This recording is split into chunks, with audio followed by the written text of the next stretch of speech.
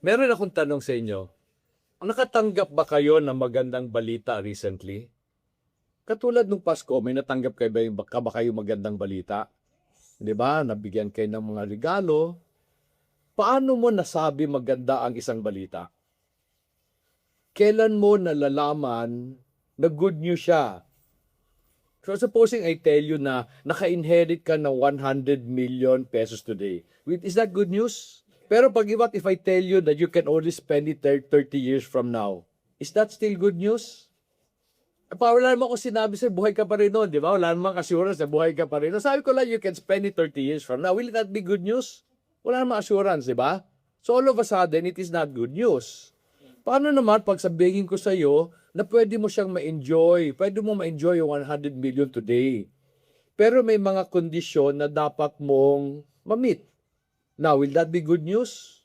Some of you will say, depende. Depende kung willing kayo gawin yung kondisyon.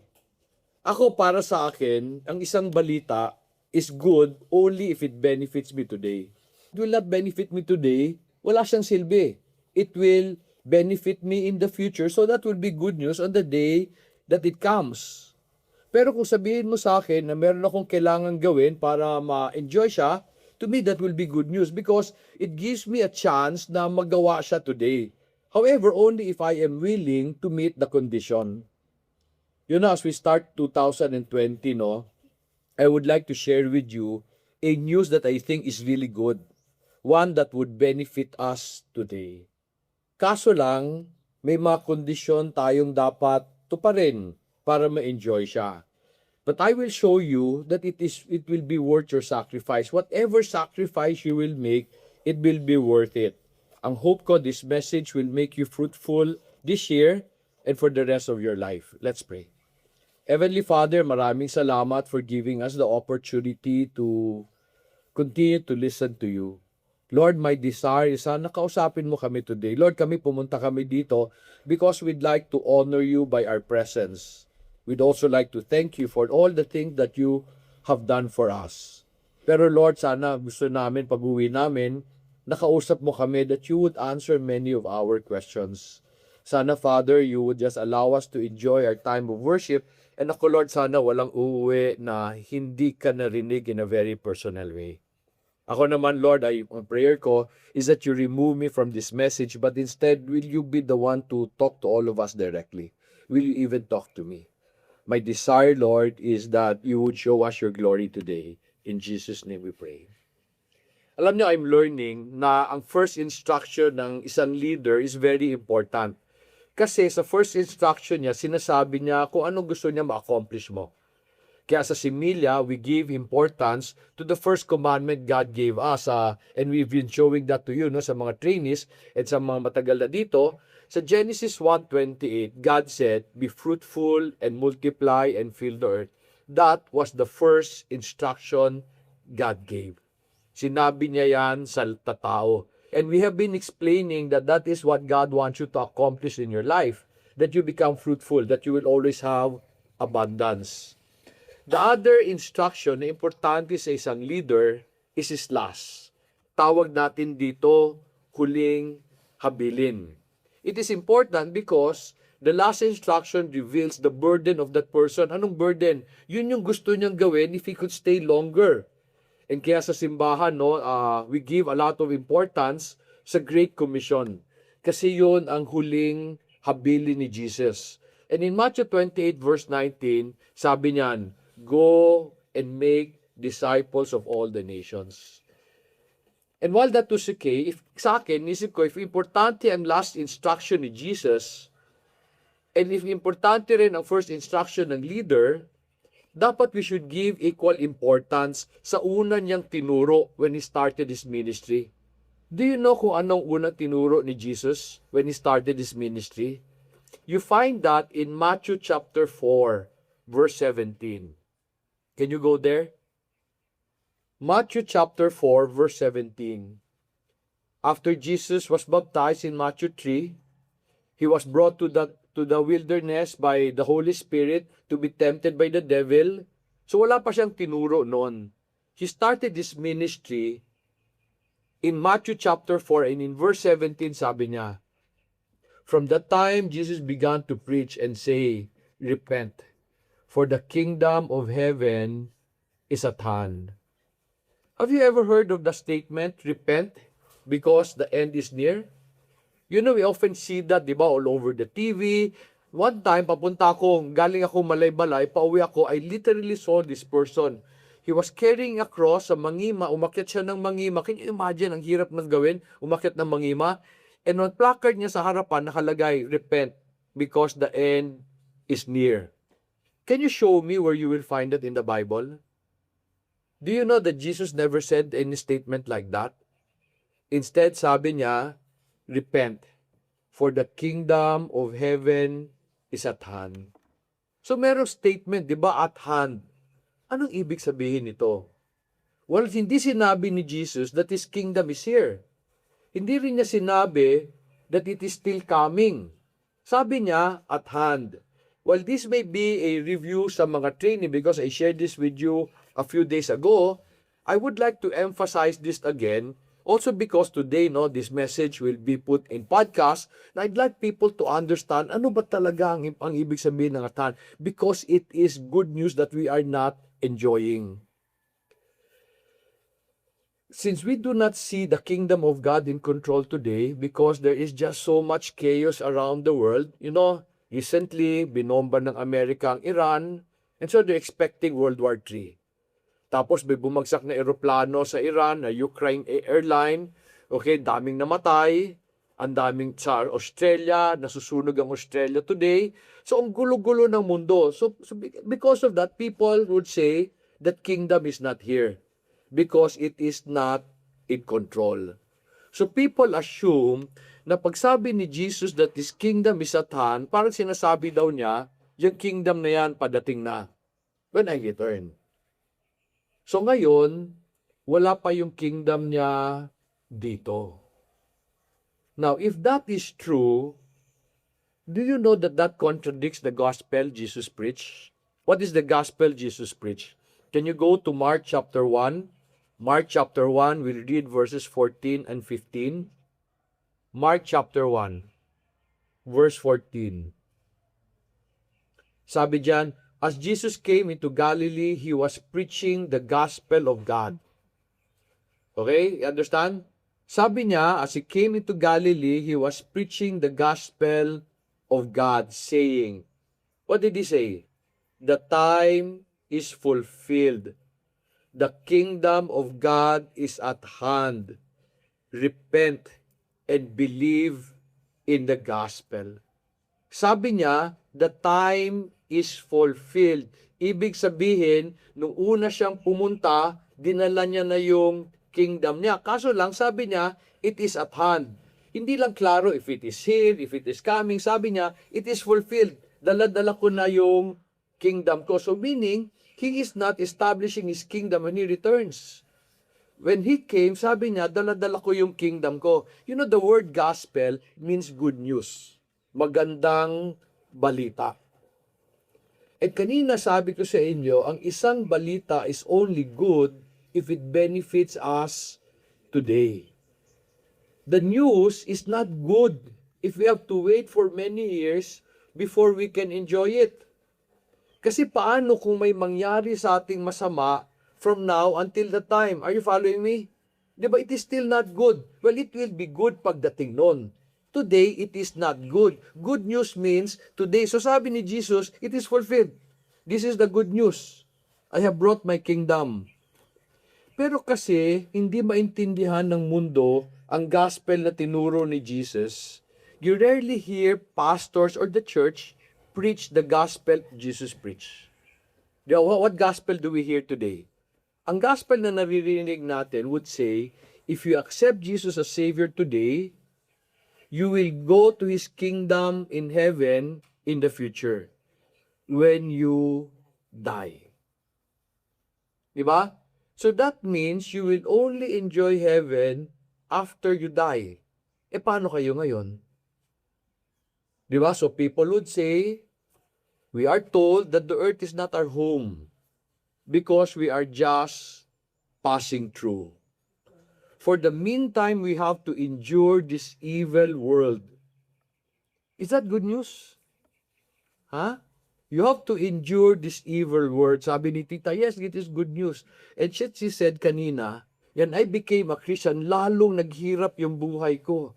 Okay? Jesus came to offer you a good life and lalong lahat ng taong kasama niya nawala. Bakit? Gumawa ng kasalanan nawala only because they became Christian. Were they lost because they became Christian? And some of you told me, di ba? Some of you said, Christianity is not difficult. It is impossible. That our good news will only come when you die. Kawawa naman kayo. Bakit kayo? Kasi iba paniwala ko eh. Sabi pa sa atin, when Jesus returns, He will save us and bring us to a new heaven and a new earth. So yun pa rin ang tanong ko. Paano tayo ngayon? Now, is there assurance that if you accept Jesus as Savior, maski gumawa ka ng kasalanan, you will still go there? To the trainees, I showed you that Hebrews 10:26 says that if you willfully sin, now, if you sin, walang problema. If you willfully sin, there is no more a sacrifice that will pay for your sin. Sabi ko kanina that this morning, I will share with you a good news that will benefit you today. I will do this by explaining to you what I realize is the meaning of that the kingdom of heaven is at hand. Let me start doing this by asking you to go to Matthew chapter 8. We will read verses 1 to 3. Sabi ng verse 1, when Jesus came down from the mountain, large crowds followed him. And a leper came to him and bowed down before him and said, Lord, if you are willing, you can make me clean. Jesus stretched out his hand and touched him, saying, I am willing, be cleansed. And immediately his leprosy was cleansed. On that day, one leper was healed in Israel. Pero bakit isa lang? Siya lang ba ang leper sa Israel noon? Siya lang ba leper? Di ba? Though most of the lepers in Israel during that time must have heard about Jesus already, isa lang leper ang gumaling. Bakit? Kasi lang siya pumunta kay Jesus eh. He came to Jesus, sabi na, Lord, if you are willing. Then Jesus answered and said, Yes, I am willing. Why did Jesus not heal all the lepers in Israel to end their miseries? Do you know how difficult it is to be a leper? You have to understand, they are considered the rejects of society. They are unclean before the Lord. So they cannot mingle with ordinary people. They cannot also do business with Him. Ito pa masakit. They cannot go into the temple. Bakit? They're considered unclean eh. Di ba? Gusto nila humingi ng tawad kay God, hindi sila makapasok sa temple, so sa labas lang yan sila. So kawawa talaga yan. Now, we always say Jesus is compassionate. Hindi na lang niya hinil. Pagdating niya, sabi niya, all the lepers are healed. Di ba? Why did Jesus not show compassion to the whole of Israel that day? Do you know the answer? Because Jesus is a gentle God. Labo, no? If He is gentle, why did He? Jesus is a gentle God. He will never force Himself on anyone. Pag ayaw mo, hindi ka niya pipilitin. Pag gusto mo, i-bless ka niya. And we see an evidence of this. You're still in Matthew 8. We see an evidence of this towards the end of Matthew 8. In Matthew chapter 8, verse 28 hanggang 34, it is a story of Jesus meeting two men who were demon-possessed. Yung pangalan ng demon nila, Legion. Anong ibig sabihin? Saksakan ng dami ng demon ang pumasok sa kanila. After delivering the two men from the demon that possessed them, so ginawa ni Jesus yung demon na himingi ng permission pumasok sa mga baboy. So bumayag siya. So takbo yung baboy, nahulog sa cliff, patay lahat ng baboy. Pero yung dalawang tao na free. Now, if you were the parent, if you were the neighbor, will you be excited? So, ang nangyari, dumating yung mga tao to talk to Jesus when they heard about what He did. Look at how they responded to Jesus. Let's read verse 33 and 34. The herdsmen ran away and went to the city and reported everything, including what had happened to the demoniacs. And behold, the whole city came out to meet Jesus, and when they saw Him, what did they say? They pleaded that He would leave the region. Anong significance nung nangyari? What lesson should we learn?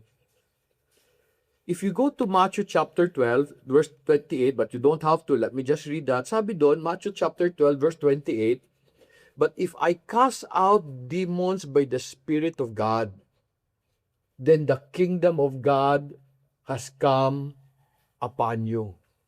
Naintindihan niyo sabi niya?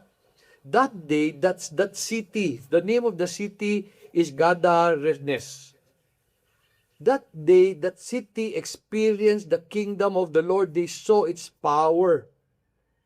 However, when they saw its power, they rejected the king. Diba? They rejected the king. So that means they rejected the kingdom of heaven. Anong ibig sabihin ng the kingdom of heaven is at hand? Andyan lang yan.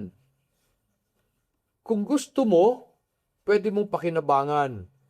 Pag ayaw mo, hindi ka rin niya pipilitin.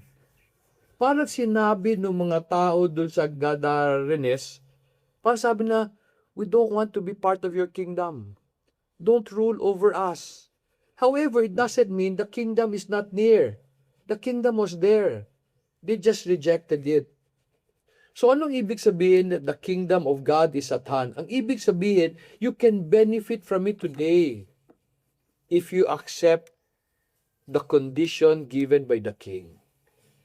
Ano yung condition?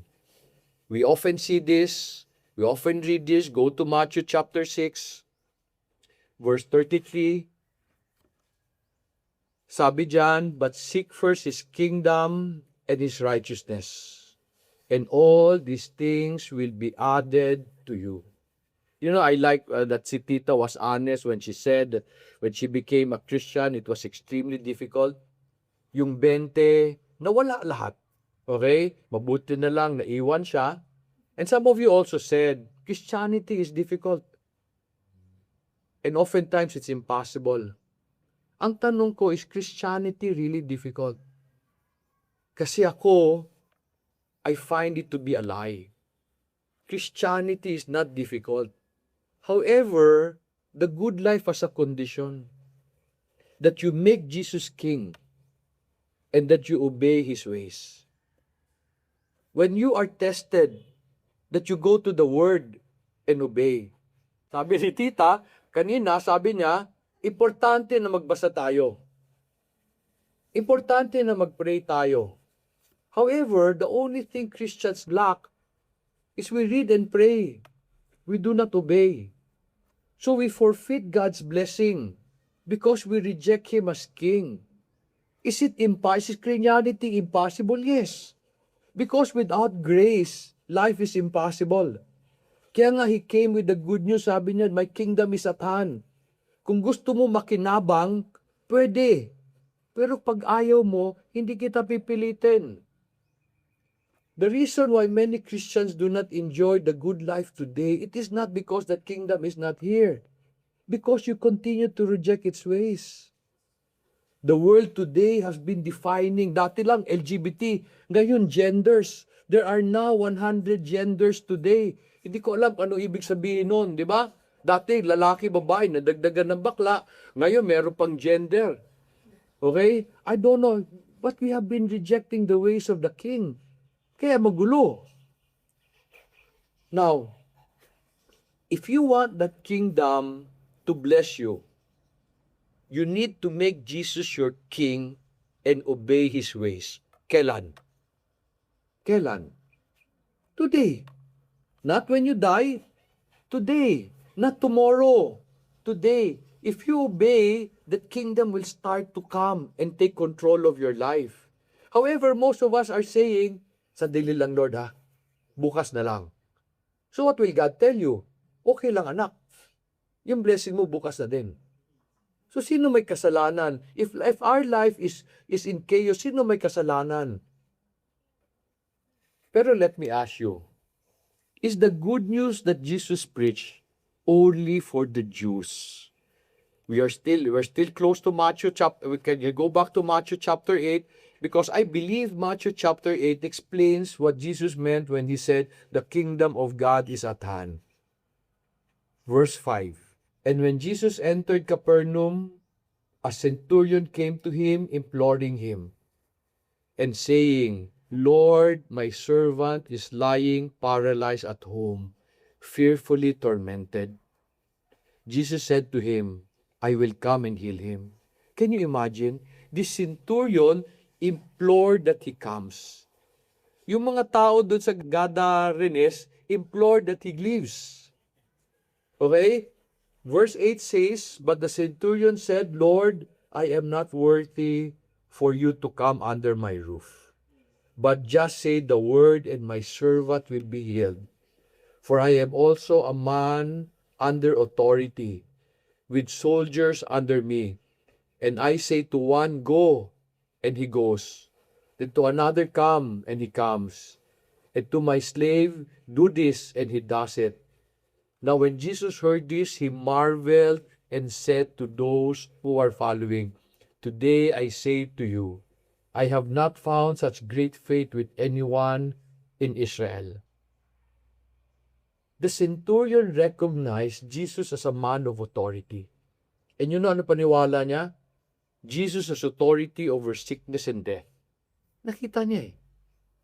So he did not go to the healers of Rome or the healers of the Jews. Instead, he went to Jesus. So what did Jesus do? Jesus allowed him to experience his power. Alam mo, towards the edge of verse 10, sabi niya, I have not found such a great faith with anyone in Israel. And in fact, to me, even with Christians. Now, why do I say that? Kasi yung mga Jews, pag tinuruan ni Jesus, sabi na, hindi pwede yan, Lord. Ito, wala pag tinuturo si Jesus, lumapit siya kay Jesus, niwala siya. Christians today are like that. Which they read, and they say, hindi pwede yan, Lord. Basta yan, Lord, hindi pwede. Okay? So the faith of the centurion, wala pang tinuturo. Nakita pa lang niya. He went to Jesus. So I realized the gospel of Jesus is for everyone in this world. Dahil ay sabi mo, you're half Muslim or half Christians. It's for everybody. For Muslim, for Iglesia, for Catholic. Okay? There's nothing special about us Christians. Sometimes we become very, very arrogant, thinking that we have the right to our God. You know, if you do not obey, wala yan sa pagiging Kristiyano. Nasa pagiging obedient yan. Yung Roman nga eh. Di ba? Who had many gods. Was blessed by the kingdom. Why? He was willing to go to the king. So the king was willing to bless him. Do you know that the gospel of heaven, of the kingdom of heaven, was the message Jesus asked his disciple to preach? Can you now go to Matthew chapter 10? Matthew chapter 10, verses 5 to 15. Matthew chapter 10, verse 5. These 12 Jesus sent out after instructing them, Do not go in the way of the Gentiles, and do not enter any city of the Samaritans, but rather go to the lost sheep of the house of Israel. And you go, preach saying, The kingdom of heaven is at hand. Heal the sick, raise the dead, cleanse the leper, cast out demons. Freely you receive, freely give. Do not acquire gold or silver or copper for your money belt, or a bag for your journey, or even 2 coats or sandals, or a staff, for the worker is worthy of his support. Verse 11. Whatever city or village you enter, inquire who is worthy in it, and stay in that house until you leave. As you enter that house, give it your blessing. If the house is worthy, give it your blessing of peace. But if it is not worthy, take back your blessing of peace. Whoever does not receive you, nor heed your word, as you go out of the house or that city, shake off the dust of your feet. Truly I say to you, it will be more tolerable for the land of Sodom and Gomorrah in that day of judgment for that city. If the kingdom of God is at hand, how come we do not see it ruling over the world today? Matthew 10 explains. Jesus told his disciples to tell everyone that the kingdom of heaven is at hand. Sabi niya, you prove it. You heal the sick, you heal the leper, you raise the dead. Sabi niya, show them that it is here. Pero at hand, ibig sabihin, ano ibig sabihin? Sabi niya, if a certain house accepts you, leave your blessing. If a certain house rejects you, ano sabi niya? Shake the dust from your feet. As they reject the kingdom has rejected them. Do you understand what I'm telling you? Who were they preaching to? The Gentiles? No, the Jews. Why am I saying this? Because the gospel of the kingdom has been preached to the Christians. And Christians continue to say, hindi pwede yan, Lord. Tayo, we call ourselves a Christian nation. And we try to define what is good and what is bad. We always say, hindi pwede yan, Lord. Hindi ganyan si God. Di ba? One of my greatest example nga, pasensya na kayo, sana walang tinatamahan sa inyo, is this LGBT thing. Di ba? They always say, God loves me, which is true. But God will tolerate me. Sandali lang. That is not true. Okay? Because iba yung pamamaraan niya. If you reject His kingdom, then He will also reject you. But does He still love you? Of course. And He is waiting for the day you make Him king. The world is in chaos not because the kingdom of heaven is not here. It is in chaos because it continued to reject Jesus as king. See, Jesus will only rule over those who wants to be ruled. If you reject Him, what will He do? He give you over to the world to be ruled by its king. Who is the king? The devil. Di ba ayaw mo sa kanya? Kung ayaw mo sa kanya, di doon ka sa isa. James chapter 4 verse 4 says, if you are friend of the world, you are my enemy. So you cannot be at two places at the same time. Para rin yan, di ba? Sa 9/11, di ba? I like what I read. People, when 9/11 happened, people were asking, if the Lord is here, where was He during 9/11? When they bombed the Twin Towers. Yung anak ni Billy Graham made a very nice answer. Sabi niya, God was there, watching. Pero America said, leave us alone, Lord. So what did He do? He left us alone. Because He's a gentle God. Ganon din kayo. You often wonder, ba't ang gulo ng buhay ko? Because He's been telling you, ito gusto kong gawin mo. Pero you want the blessing, and yet you want your ways. Matthew chapter 6 verse 7 says, seek first His kingdom and His righteousness, and all things will be added to you. Kaya ba ni Jesus bigay lahat ng gusto mo today? Kaya? Hindi. Pero may kondisyon. What's the condition? That you be righteous before Him. But the question is, how do we become righteous? Do we become righteous by separating ourselves from the world? So by separating ourselves from people of the world to isolate ourselves? Merong ibang simbahan, di ba? Bawal manood ng sine. Kasi pag nanood ka ng sine, gagawa ka ng kasalanan. Bakit? Yung sine ba nagpagpagawa sila ng kasalanan? Do these things make you righteous? Some people naman would sell their business, give it to the poor so that they can serve in the church. Will this make them righteous? The only definition I saw of righteousness in the Bible is found in Deuteronomy chapter 6, verse 25. It is the clearest definition or the holy definition I've seen. Deuteronomy chapter 6, verse 25. Sabi niya, it will be righteousness for us if we are careful to observe all the commandment before the Lord our God just as He commanded us. So, ang ibig sabihin, even if you isolate yourself from the world, hindi ka nanood ng sine. Even if you sell everything you have to serve God in the church, you gave up your business, and yet you are disobedient. Ano silbi ng Christianity mo? Because the kingdom will still not bless you. Because the kingdom is not about serving God. It is about obeying God. Kaya to me, Christianity is simple. I don't have to serve God. I don't have to sacrifice for God. I just have to obey God. But supposing God tells me, don't you sacrifice this, give it to me. Did you know what He said? If you obey me, I will add all things to you. Never lugi. Yung ibang tao, ginive up nila, tas wala silang nakuha. They sold their business, walang nangyari sa buhay na bakit? Kasi hindi pinapabenta ni God yung negosyo nila eh. Bakit? Kasi hindi naman kanila yun eh. Kanina yung negosyo? Kay God. Because in the story of the rich young man, the commandment was not to sell everything. Hindi natin inintindi. Sabi ni Jesus dun sa rich young man, one thing you lack. Sell everything you have. Was there something else that comes after? Meron, wala. Sabi niya, come follow me. Because the possession of that person was coming between him and the Lord.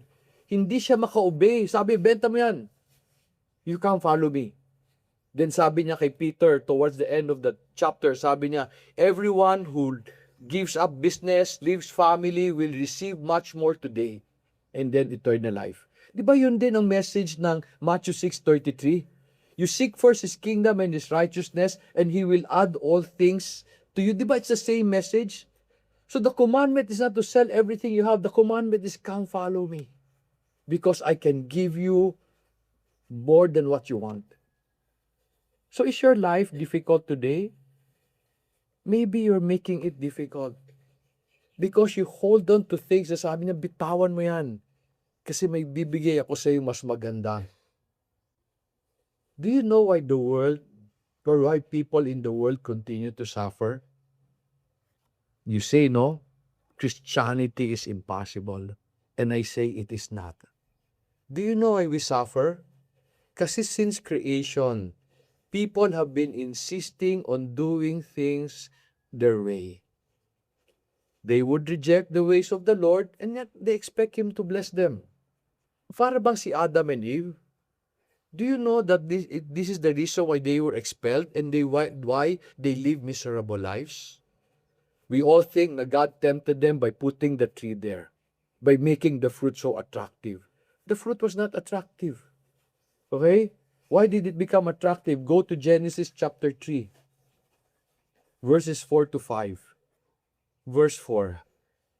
The serpent said to the woman, you surely will not die. For God knows that in the day you eat from it, your eyes will be opened, and you will be like God, knowing good and evil.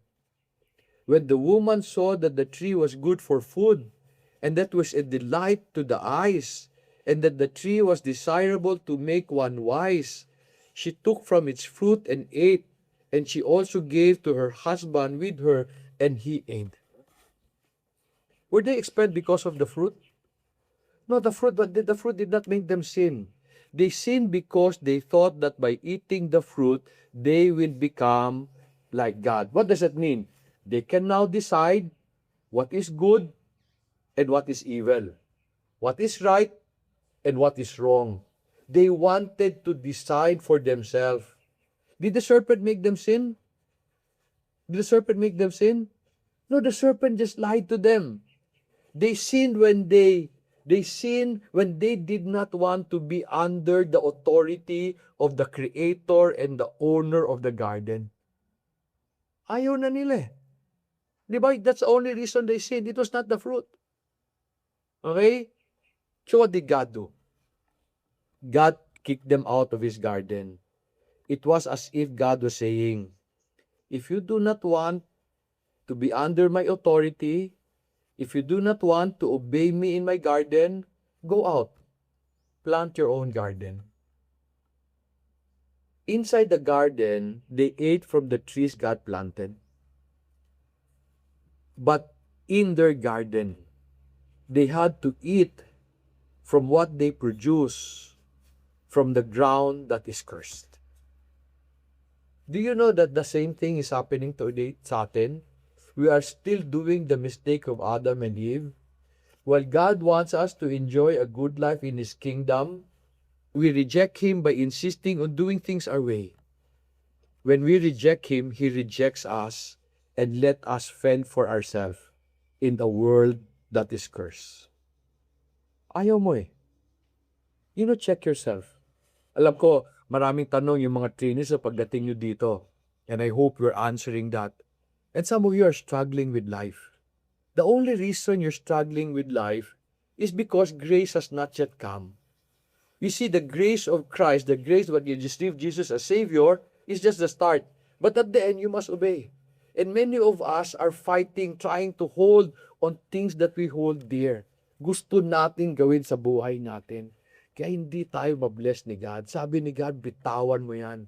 Is Christianity impossible? No, the only thing you need to do is give up your desires so that you can take on His.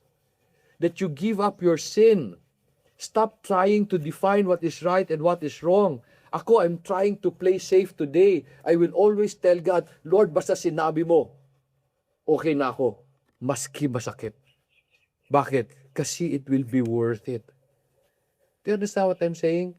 You are struggling because of yourself. Christianity is not difficult. It is easy because, first of all, Jesus died for you already. And the only thing is ask you, obey me. Because my ways are better. When a businessman decides to have 2 books, pero Kristiyano siya, can God bless them? No. Pag bless ni God, magkakaroon siya ng 3 libro. 4 pa. Diba? When the businessman cheats his customer, will he bless him? No. Because lalo siyang magiging masamang tao. If people can expel a president, will God bless us? No. To me, EDSA became a curse. Gusto na lang natin parati mag-expel ng president. And God said, submit to your authority. Ako mag-expel dyan. Di ba't ang gulo-gulo natin? Because there's a part in society who wants Duterte to be expelled. So they create many lies. So ang gulo-gulo natin. If only they give their time to something productive, the life will be better. And we continue to sin eh. Di ba? Will God someday expel Duterte? In His time. It is not your role. It is not our responsibility. We keep on doing things the ways of the world and wonder, Lord, ba't ang gulo-gulo ng buhay? Ang gulo-gulo mo eh. We had just celebrated Christmas, di ba? And we were reminded of the birth of Jesus Christ. In Matthew 1, the angel told Joseph that Mary will give birth to a son who he will name Jesus because he will save his people from their sins. Alam niyo, I've often wondered for many, many years why the angel did not say that Jesus will save his people from Rome or from the world, but only from their sin. Recently, I realized that by saving his people from their sin, Jesus has already saved them from the world. Because it is their sin that made them part of the world. Meaning, like Adam, when he disobeyed the Lord, the commandment God gave him, he moved over from the garden of the Lord to his own garden. From the kingdom of heaven to the kingdom of the world. Ganon din tayo. When Jesus died on the cross, He bought them back. He bought us back from the world so that He can invite us into the kingdom of heaven. But I'd like you to take note of what I said. He wants to invite us into the kingdom of heaven. Why? He will not force heaven on you. You must agree. So for 2 centuries now, we have been waiting for Jesus to return in order to save us from the world. Ako, I wish Jesus would return today. But I know when He returns, He will not come to save me from the world because He has saved me from it already. Sadly, we do not realize that He has accomplished that 2,000 years ago. Sabi niya, my kingdom is at hand. Why do we have to wait for Him to return in order to be part of His kingdom? If we make Jesus our King today and obey His ways, we will enjoy it. Di ba good news yun? Yan ang good news. And today, the testimony of Similia and Moriah, yun lang. We have been trying to obey the Lord. We have been keeping His ways to the point of resting the soil, to the point of copying the Garden of Eden. And all we can say is, look at what God has done. We are not free from problems. In fact, today, pag-uwi ko, ang dami-dami kong problema. Pero I realize even the problem is a blessing from the Lord kasi meron siyang gagawin kasi hindi ko trabaho ito. When we started this message, I asked you, if I tell you that you have inherited 100 million pesos today, would that be good news? Pero I also told you, di ba? What if I tell you can only spend it 30 years from now? Would that still be good news? Hindi. Pero pag sinabi ko sa iyo that you can enjoy the 100 million pesos today if you comply with the conditions set by the one who is giving you your inheritance, will that be good news? Sabihin nyo, iba sa inyo, depende. Huwag nyo sabihin depende. Kasi sayang naman. Depende means I am not willing to comply. Why? You know, this example, the example I've given you explains the different gospel we hear today. One of the gospel we hear is that you will enjoy heaven when you die if you accept Jesus as Savior. When will you enjoy it? Maybe 30 to 50 years from now, pag namatay na kayo? But there's another gospel which says that you can enjoy heaven today if you make Jesus your King and obey His ways. Which gospel do you want? Some people prefer to enjoy the world. Sabihin, Lord, sandali muna Lord, hindi pa ako tapos, let me enjoy. And ang hope nila that they can still go to heaven when they die. Ang problema na paano pag may mangyari that will disqualify you? But there is a better option if you decide to die to yourself. Turn away from your sin and make Jesus your King. You make Him your King by spending time knowing Him. Tama na sabi tita, read your Bibles. But that is incomplete. As you read, you must be willing to obey. That will bring the blessing. You may have to give up many things you hold dear. It will be worth it. Because Jesus said, I will add all the good things you need. Friends, I need you to understand the gospel Jesus preached. He said that His kingdom is at hand. It is here for those who are willing to enter it and make Him their King. But it is not here for those who will reject Him. That kingdom is here to those who are willing to obey His commandment. But it is not here to those who do not obey what He says. Alam ba nyo na when Jesus resurrected, He continued to talk about His kingdom? Can you turn your Bibles to Acts chapter 1? Look at verse 3. Sabi niya, to this He also presented Himself alive after suffering by many convincing proof, appearing to them over a period of 40 days, and speaking of the things concerning the kingdom of God. You know, even when He resurrected, He continually talked about His kingdom. But do you know how the apostles responded to Jesus? Okay, nasa Acts chapter 1 verse 3. Do you know how they responded to Jesus? Look at verse 6.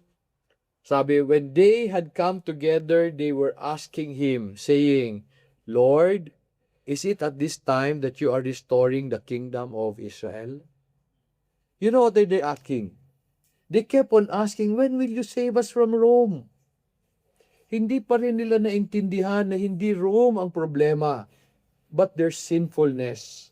Kasi if they follow Jesus and obey His ways, His kingdom will bless them in spite of Rome. Do you understand what that means? Even if they are still under Rome, the kingdom will bless and protect them. So hindi importante to save them from Rome. So like the Jews, for 2,000 years, Jesus is telling us, my kingdom is at hand. However, tayo, ang parating natin tanong, Lord, when will you save us from this world? Hindi natin naintindihan na hindi ang mundo ang problema natin, but our sinfulness. Because if we make Jesus our King by obeying His word, His words, His kingdom will bless us in spite of this world. Diba? That is good news. The good life that you're looking for is here already. Christianity is not impossible. Jesus made sure it is not impossible for us. Kung atin lang, imposible siya. But He did not make it impossible for us. One, He died to pay the penalty of our sins so that He can take us away from the world. But it's an invitation. Pag pumayag ka maging king siya, sabi niya, now here's the laws. Here's the way to live a good life. If you obey, He will start to add all things to you. Kami sa Similia and sa Moriah, all we can tell you, look at what the Lord has done. That kingdom is at hand. Sana you'd make the right decision. Let us pray. Father in heaven, we are grateful that you sent Jesus to give us a gospel that says, His kingdom is here already. But He did not force it on any one of us. He offered it and invited us to enter it. May all of us make a decision to make Jesus our King and make a commitment to obey everything He commands us, so that we can claim your promise that you will add all things, all good things to us, even while we are here on earth. We'd like to thank you, Lord Jesus, for that promise, for the opportunity to live our life. May all of us, Father, give up the things that we hold dear, that are things that are against you. May all my friends be willing to make that sacrifice, because that sacrifice would be worth it. We thank you, Lord, for the time that we have together. May you be pleased with everybody who will go home. May you be happy to see your children. In Jesus' name we pray.